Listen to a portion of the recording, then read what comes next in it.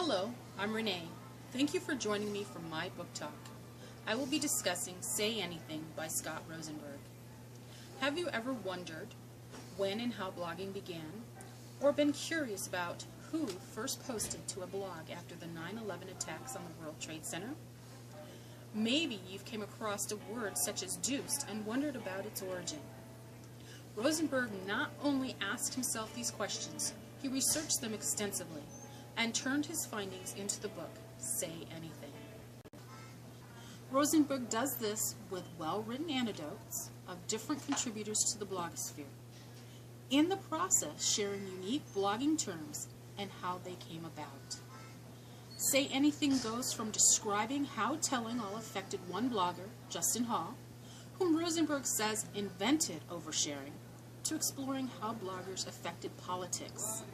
The book takes us through the process of blogging when it went from something people did in their spare time to becoming a commercial asset, with bloggers even demanding that journalists wake up and take notice of the competitive nature in the news arena. I chose to read Say Anything because I was curious about the history of blogging.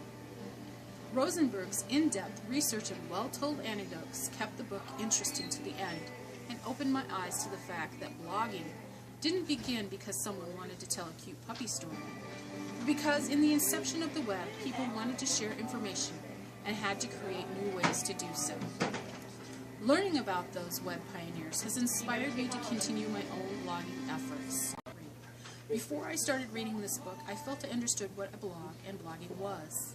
After reading Say Anything, I realized I barely understood the concept of blogging and all that it could encompass. I did not realize or appreciate all the people who came before me and all they did to make blogging as easy as joining a site like Blogspot. I strongly encourage everyone to read Say Anything.